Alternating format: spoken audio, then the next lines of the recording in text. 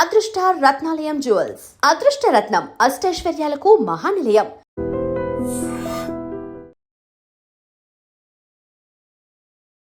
నమస్కారం, welcome to I dream. ధర్మ మార్గం విత్ విజిత కార్యక్రమానికి స్వాగతం.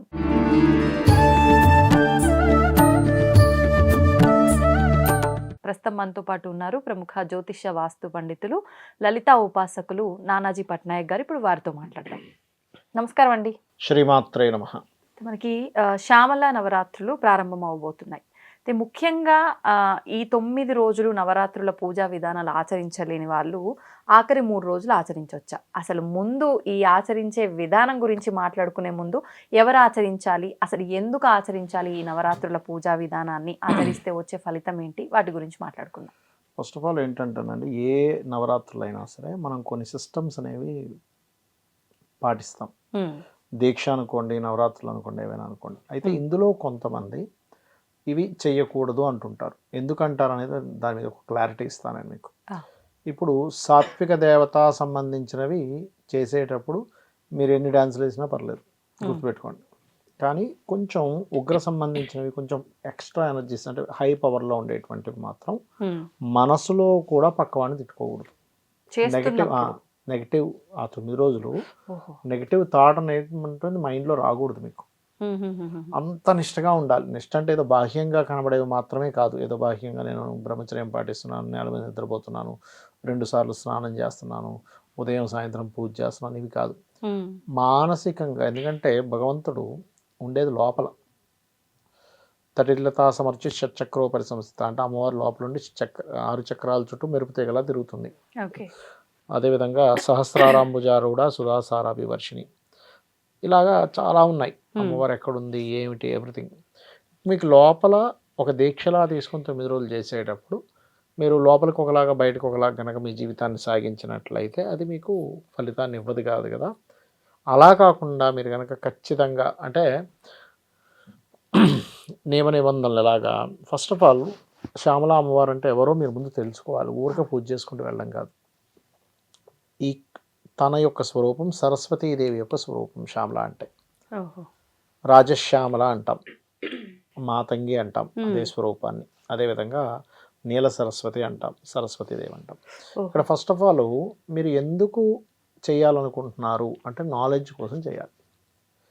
నాలెడ్జ్ అన్నిటికంటే గొప్పది ఏంటంటే నాలెడ్జే. అంతే.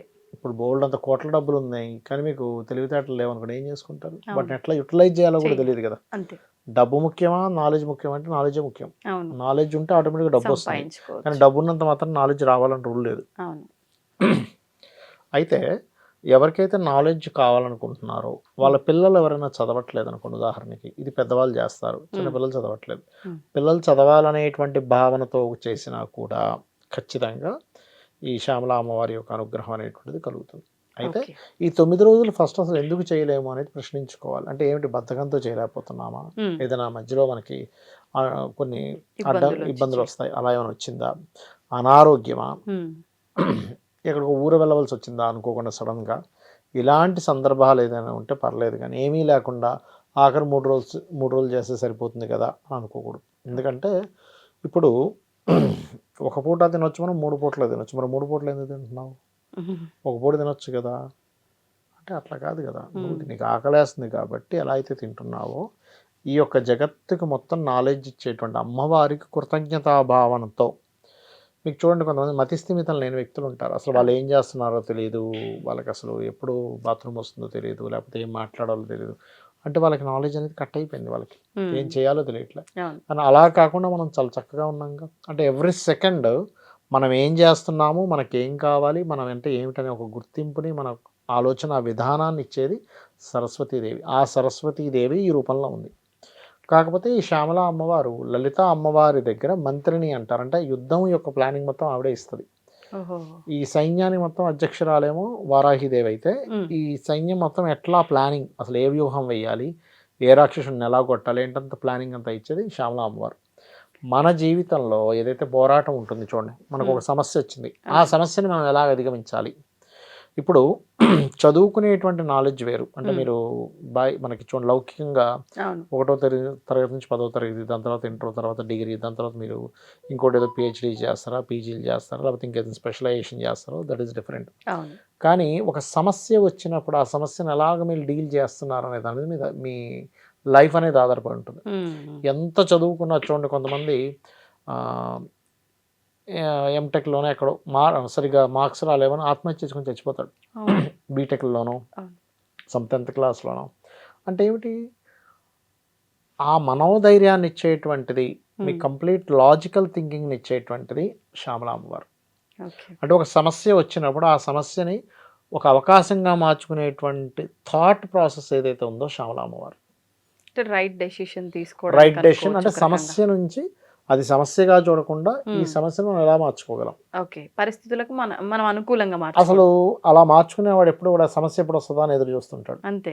ఎందుకంటే వాడికి అదే ఆపర్చునిటీ కదా, అవకాశం ఇచ్చినట్టు అవుద్ది ఆ సమస్య. కాబట్టి ఆ రకంగా ఎవరైతే చేస్తారో, అంటే ఆ రకమైనటువంటి థాట్ ప్రాసెస్ కావాలనుకుంటారో, మనోధైర్యం కావాలనుకుంటారో, వాళ్ళందరూ చేయవలసినటువంటిది శ్యామల అమ్మవారు. ఎవరికి వద్దు చెప్పండి అందరికీ. కాకపోతే ఏంటంటే మీరు ఒకటే గుర్తుపెట్టుకోవాలి, ఈ అమ్మవారి గురించి పూర్తిగా తత్వం తెలుసుకోవడము, ఆ 9 రోజులు కూడా కంప్లీట్గా మనసా వాచా కర్మన ఎప్పుడు అదే ధ్యానంలో ఉండడం, అలానే పనులని మానేయాల్సిన అవసరం లేదు. చేసినట్లయితే ఖచ్చితంగా మీరు 9వ రోజు తర్వాత మీ థింకింగ్ ప్యాటర్న్స్లో చాలా తేడా వస్తుంది. అయితే ఇందులో చాలామంది ఏంటంటే పలానా గారెలు ఉండాలా, దద్దోజనం ఉండాలి, తప్పేం లేదు. కాకపోతే ఏంటంటే మీకు లేనప్పుడు కంపల్సరీ అప్పు చేసి ఉండాల్సిన అవసరం ఏం లేదు. భక్తి శ్రద్ధలతో అమ్మవారికి సమర్పించడం. ఏ మంత్రం చదువుకోవాలి, శ్యామల దండకం చదువుకోవచ్చు, సరిపోతుంది రోజు ఉదయం సాయంత్రం. శ్యామల అమ్మవారికి సంబంధించిన ఏదైనా మంత్రం ఉందనుకోండి, రోజు ఎక్కువసేపు జపం కనుక చేస్తే ఖచ్చితంగా మంచి ఫలితాలు ఉంటాయి. అలాగే ఈ పూజ చేస్తున్న 9 రోజులు కొంతమందికి కొన్ని దర్శనాలు కూడా జరుగుతాయి. అలాంటి చిలకలు రావడం, లేకపోతే స్వప్నంలో అమ్మవారు కనబడడం, స్వప్నంలో ఏదో అమ్మవారు ఎక్కడికో తీసుకెళ్తున్నట్టు అనిపించడం, కొంతమంది గజ్జల చప్పుడు వినబడడం, కొంతమందికి వీణ చప్పుడు వినబడడం, ఇలాంటివి కూడా జరుగుతాయి. అంటే ఇది దేనికి సంకేతం అనుకో? అమ్మవారు మీకు దగ్గరలో ఉంది అని తను చెప్తూ ఉంటుంది. యాక్చువల్గా సాధకులకి, సర్వసాధారణంగా సాధకులు ఉంటారు కదా, వాళ్ళకి కొన్ని ఎనర్జీస్ దగ్గరికి వచ్చినట్టు తెలుస్తాయండి. కొంతమందికి అయితే ఇట్లా మీరు జపం చేస్తుంటే ఇలా వచ్చి ఇలా చేయి రానట్టు అనిపిస్తుంది, సీరియస్గా అనిపిస్తుంది. అంటే తను దర్శనం ఇచ్చే ముందు ఎంత ధైర్యంగా ఉన్నాడు, కనిపిస్తే గబుక్కని అమ్మో అని చెప్పి భయపడిపోతే, అందుకని తను చూపిస్తుంది. అంటే మనం పూజ నిష్టగా చేశాం కాబట్టి ఇలాంటి సంకేతాలన్నీ మనకు కనిపించాయి అని చెప్పి మనం చేసిన పూజ పద్ధతిగా దర్శనం కోసం చేస్తారండి. యాక్చువల్గా దర్శనం కోసం చేస్తారు.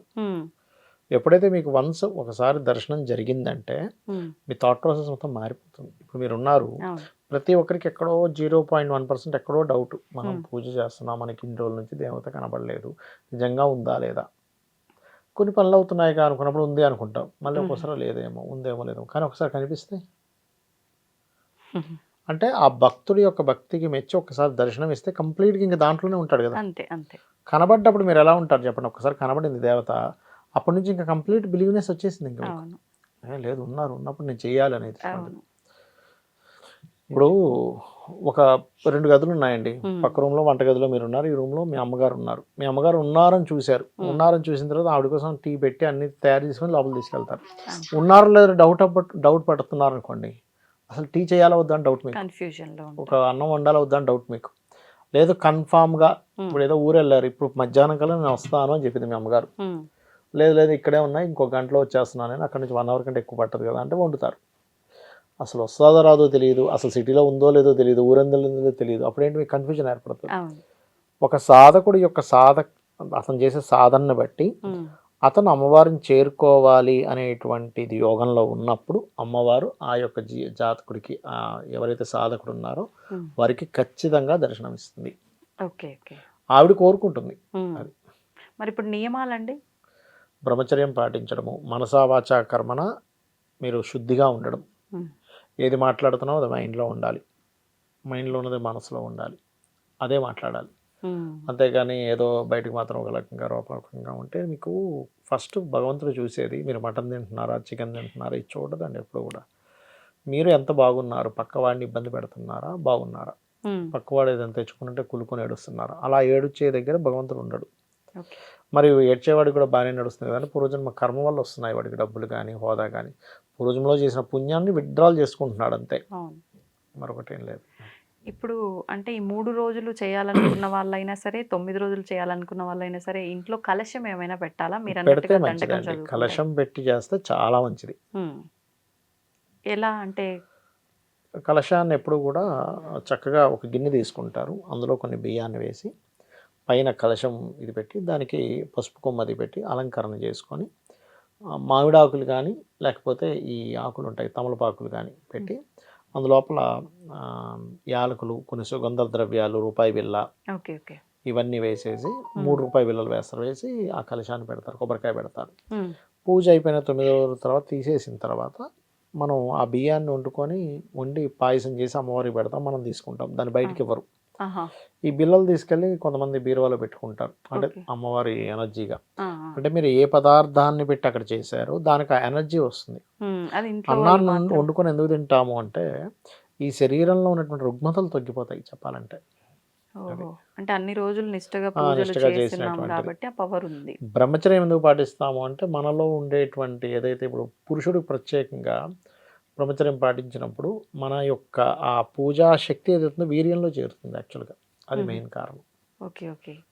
ఇప్పుడు మీరన్న ఈ నియమాలు కానివ్వండి, ఇవన్నీ అంటే కలశం పెట్టిన వాళ్ళైనా ఇవన్నీ మేము ఏం చేయమండి, నార్మల్గా దీపారాధన చేసుకున్నట్టు దేనికి అంత ఫలితం ఉంటుందండి. ఇప్పుడు నార్మల్గా దీపారాధన చేసుకుంటే దానికి ఒక ఫలితం ఉంటుంది. ఓకే.